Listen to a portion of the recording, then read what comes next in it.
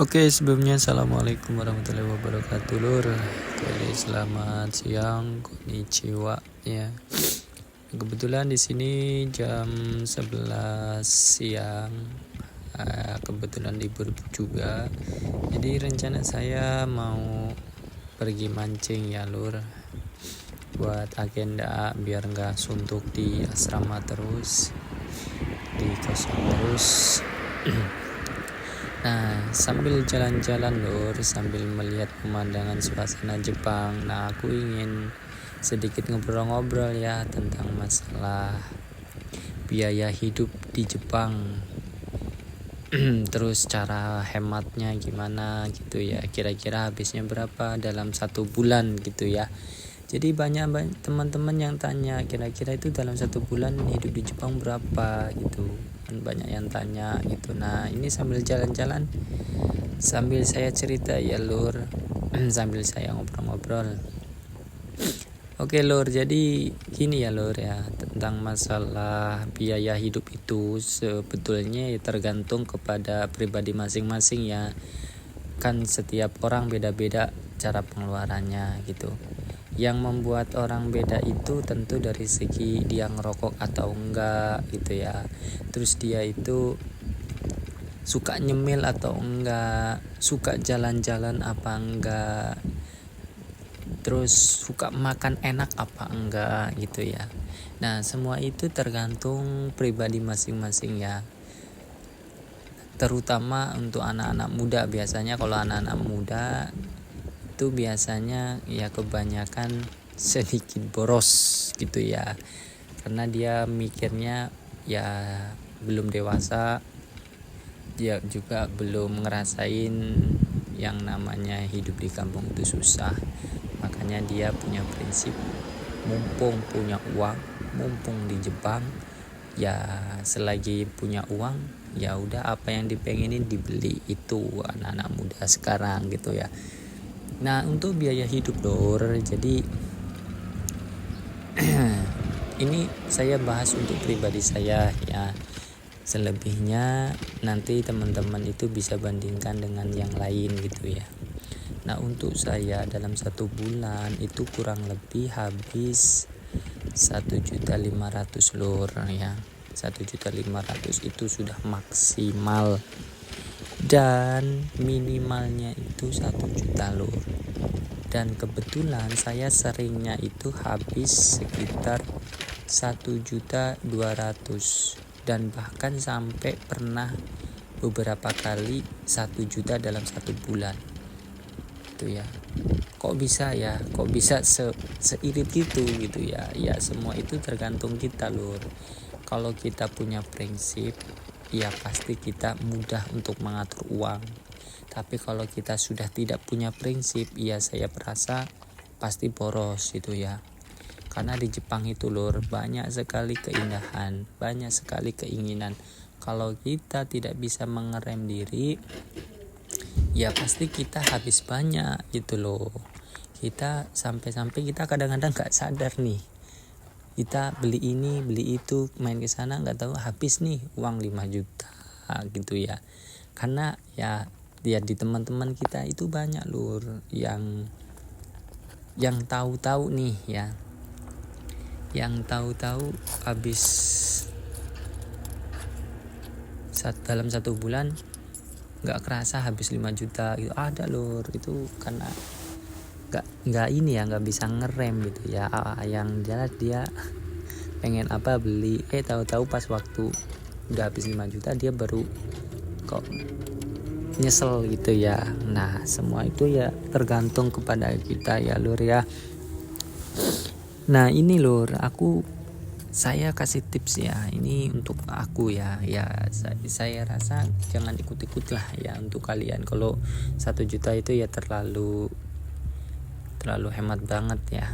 Ya karena gini lur, kalau saya secara pribadi ya, hitung-hitungan saya nih. Ya pertama saya melihat posisi badan lur. Posisi badan saya itu kecil lur. Jadi berat badan saya itu 50, tinggi badan saya 160. Jadi makan saya itu lur nggak pernah banyak lur. Ibarat kata 1 telur itu ya satu telur itu untuk sekali makan gitu ya. Tetapi nggak kok setiap makan pakai telur lur, tetap pakai sayur gitu ya. Nah gini lur, karena berhubung saya makannya sedikit ya lur ya, maksudnya nggak banyak, jadi telur 2 itu lur ya, telur 2 yang ukuran sedang saya campurin kentang lur. Saya kan campurin kentang 2 ya, ukuran sedang. Nah itu bisa untuk 1 hari lur. Telur 2 sama kentang 2 ini bisa buat 1 hari.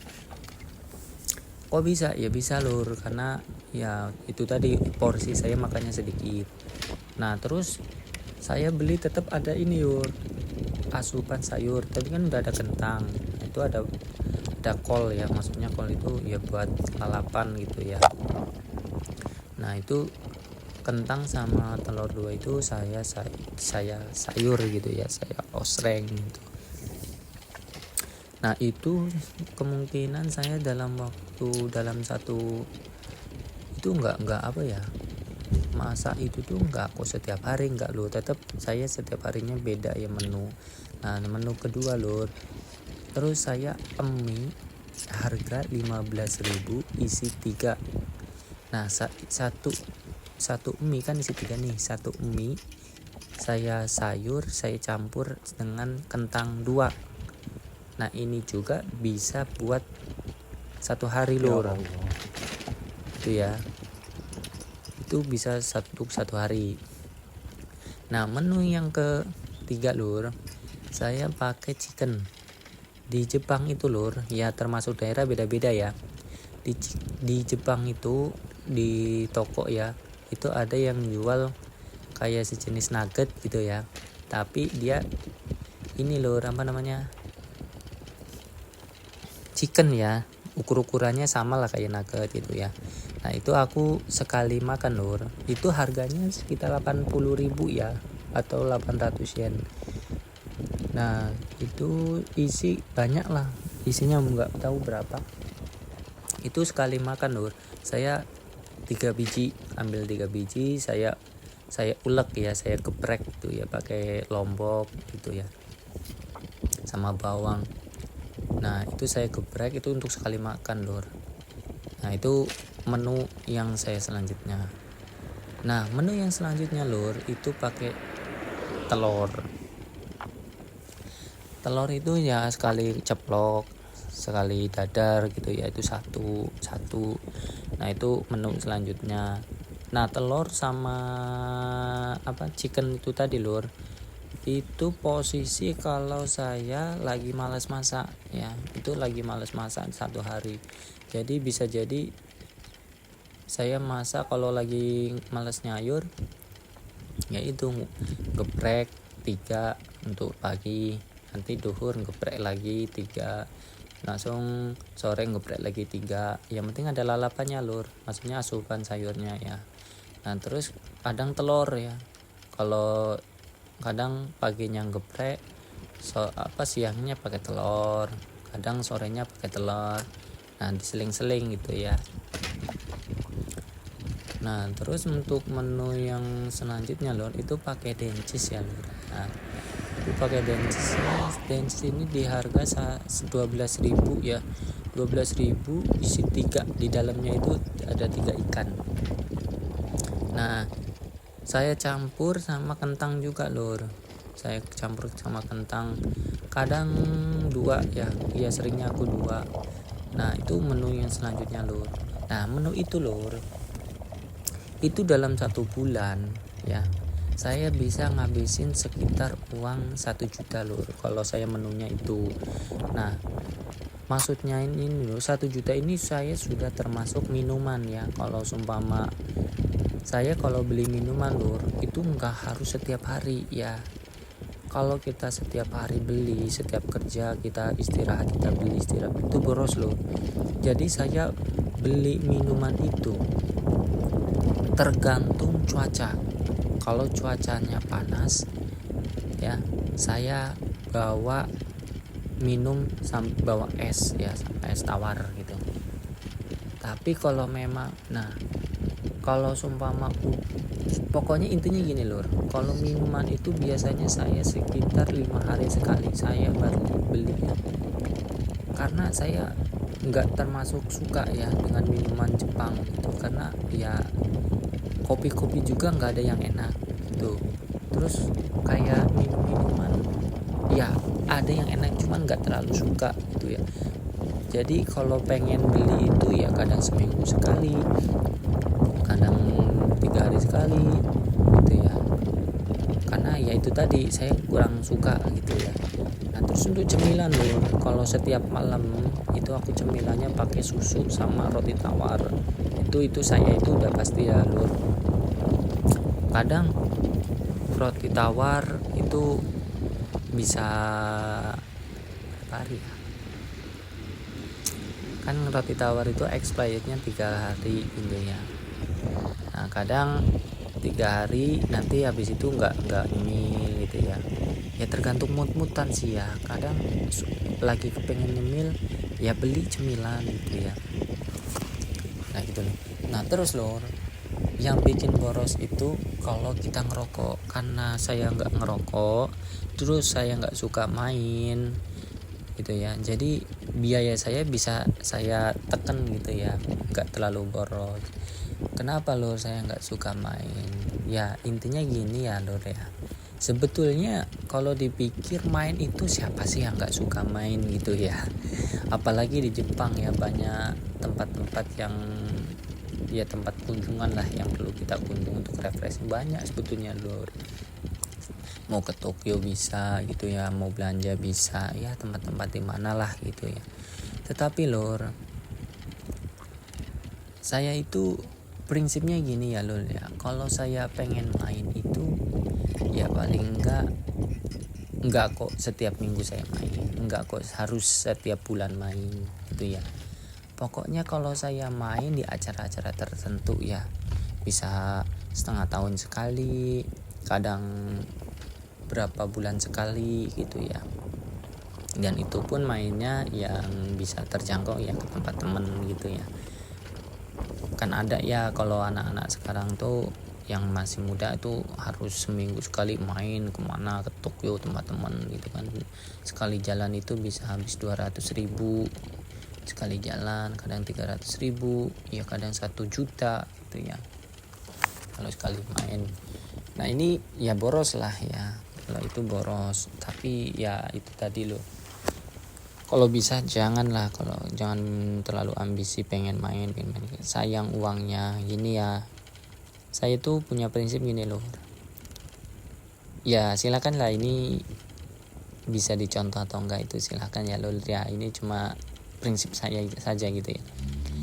Saya ini kan sudah menikah ya loh ya, saya sudah punya anak 1.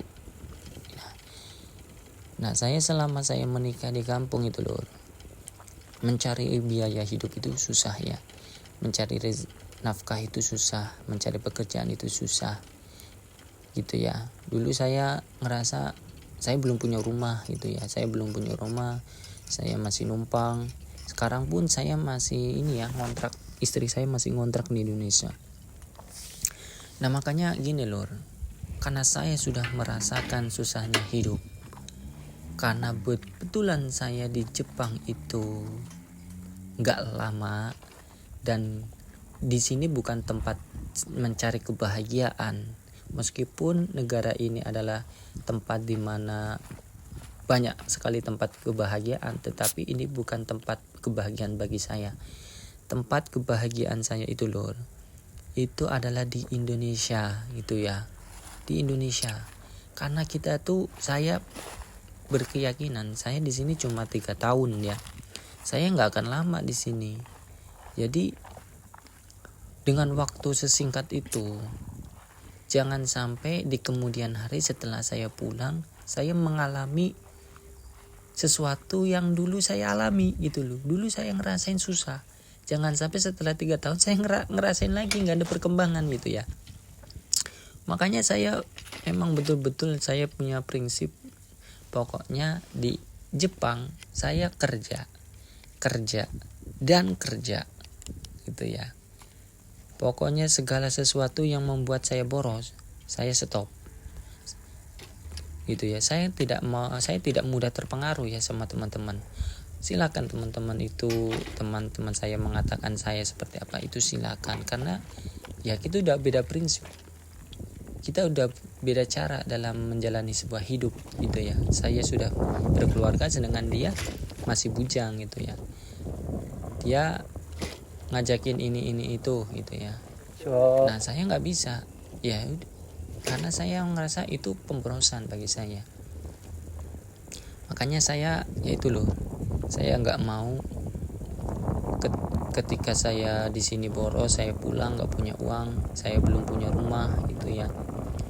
Terus saya nggak punya modal. Nah ini nanti di kemudian hari saya jangan sampai punya keinginan lagi berangkat nih, karena penyesalan yang 3 tahun itu sehingga saya ingin menebus balik lagi gitu ya. Saya nggak mau itu lur. Yang saya inginkan 3 tahun sudah, saya dapatnya berapa, yang penting sudah punya rumah, modalnya seberapa, terus punya modal seberapa, ya udah segitu, saya bergelut dengan modal segitu. Saya ingin menjalani keluarga kebahagiaan itu bersama anak dan istri saya gitu ya. Nah makanya itulah kebahagiaan sesungguhnya itu ada di Indonesia, bukan di Jepang lur. Karena di Jepang itu hanya sementara. Banyak lur ya, ini saya saranin, ini saya kasih tahu ke teman-teman yang punya rencana ya, yang sudah proses mau ke Jepang. Ini ya, saya beri nasihat. Banyak kok teman-teman di Jepang setelah 3 tahun pulang, dia banyak yang menyesal kok.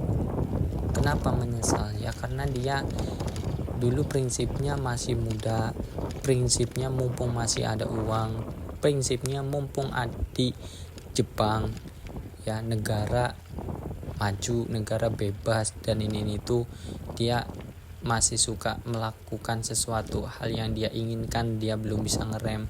Hanya seketika 3 tahun kemudian dia pulang, dia nggak punya apa-apa, dia belum kebeli apa-apa, dia mikir kok aku belum beli apa-apa gitu ya.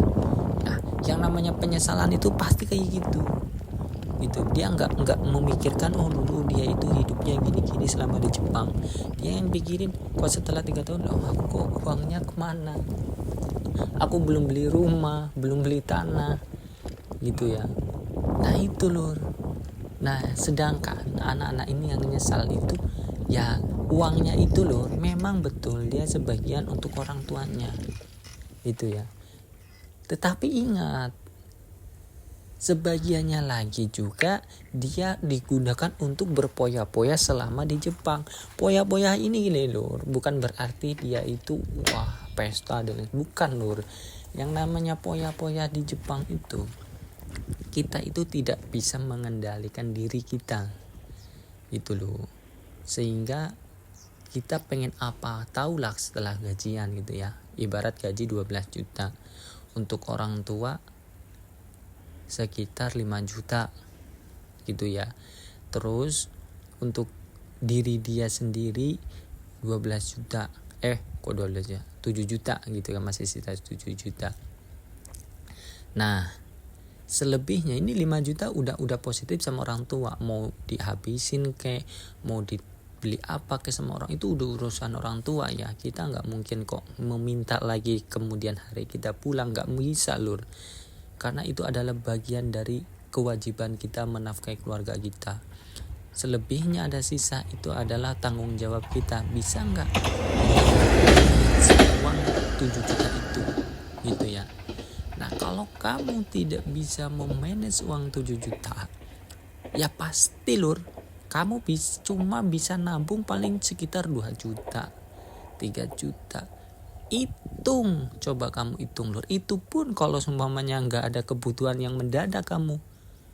Itu pun kalau nggak ada kebutuhan keluarga mendadak tuh gitu ya. Coba kamu hitung, ibarat sisa 3 juta dikali 36 bulan, berapa lur? Berapa coba? Nah itu loh lur, uangnya nggak seberapa, penyesalannya itu luar biasa. Jadi jangan sampai penyesalan itu kamu rasain, karena banyak teman-teman itu tadi yang menyesal nggak punya apa, akhirnya berangkat lagi gitu ya, dia kerja lagi di Jepang gitu loh. Akhirnya ya itu tadi penyesalan. Makanya itu lur, karena saya sadar betul, karena saya tahu betul di Jepang itu cuma 3 tahun, makanya saya harus bisa sehemat mungkin. Itu tadi lur yang saya jelasin, menu-menu makan saya lur. Gini lur, kadang-kadang orang itu mengatakan kepada saya, "Boyo sekali-kali mangan daging loh." Saya itu ada chicken itu hampir setiap hari makan chicken gitu ya.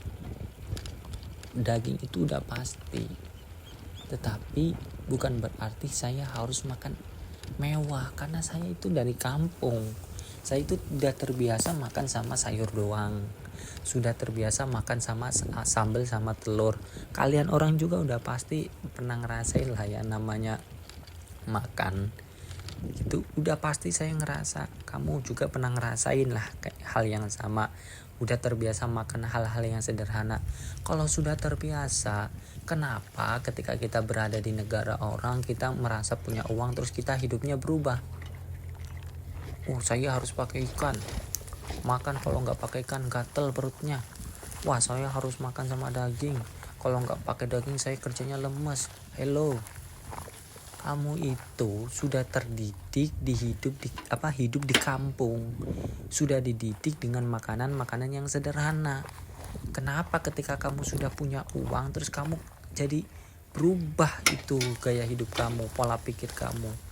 Seharusnya justru semakin kamu itu memperkuatkan diri. Loh, saya sudah terbiasa nih makan dengan kangkung, kenapa saya harus makan ini itu gitu ya. Karena tolak ukur bahagia lur itu bukan proses makanannya. Saya harus bahagia ketika saya harus makan daging, nggak gitu loh. Bahagia itu lur ketika kita menikmati sesuatu yang kita makan gitu loh. Adanya itu udah kita makan, itu proses kebahagiaan lo. Nah itu ya lur, itu tips dari saya ya, supaya kalian itu ya paling nggak tahu lah ya, ngerti lah. Kamu itu berangkat di sini biayain, menafkahin keluargamu, orang tuamu itu ya, itu sudah kamu dicatat sama Allah, kamu itu adalah suatu perbuatan yang baik ya, pasti itu Allah akan balas segalanya ya. Tetapi ingat lur, jangan sampai kamu itu punya pemikiran nanti, loh saya nggak punya uang karena uang saya sudah saya nafkahin ke orang tua saya gini itu ya. Jangan loh, itu ya, jangan punya prinsip kayak gitu. Ketika kamu prinsip yang benar itu loh, kamu cari uang niat untuk membiayai hidup orang tua kamu, tetapi di satu sisi kamu harus punya menyisihkan sisa gaji kamu untuk memikirkan masa depan kamu gitu ya.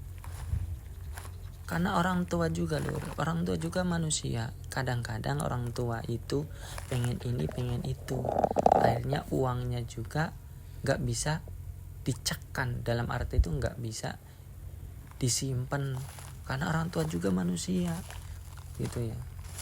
Makanya semuanya itu kembali kepada diri kita. Kalau kita ingin membahagiakan orang tua dengan hasil kerja kita, ya sudah, uang yang kita miliki sebagian kita berikan kepada orang tua untuk kebahagiaan orang tua, dan sebagiannya lagi untuk kebahagiaan kita nanti gitu ya. Jadi biar kita itu nanti ketika di kemudian hari pulang 3 tahun kemudian, kita tidak menuntut orang tua, uangku mana. Semua amal ibadah yang kita kerjakan lur ya, ibadah yang kita niatkan mencari nafkah itu nanti hilang gara-gara kamu menuntut orang tua uangmu, padahal kamu niatnya sudah mau menafkahi orang tua. Itu ya lur ya. Makanya kalau bisa nabung lur, kalau bisa sehemat mungkin, jangan terlalu banyak ikut gaya orang lain, jadilah diri kamu sendiri gitu ya. Kalau kamu emang dari orang kampung, ya sudah, jadilah orang kampung yang apa adanya. Makan adanya telur, pakailah telur. Adanya daging, ya udahlah daging, tapi jangan terlalu sering dan jangan terlalu harus makan sama daging. Poinnya itu lur. Oke lur, jadi itulah ya biaya hidup saya. Intinya biaya hidup setiap orang beda-beda. Ada yang 1 juta, ada yang 1.500.000, ada yang 2 juta, ada yang 3 juta, dan ada yang sampai bahkan 5 sampai 6 juta. Dan semuanya itu beda-beda ya lur ya. Gitu. Makanya untuk teman-teman yang mau berangkat ke Jepang, sebisa mungkin sehemat mungkin ya lur. Jangan sampai lost doll.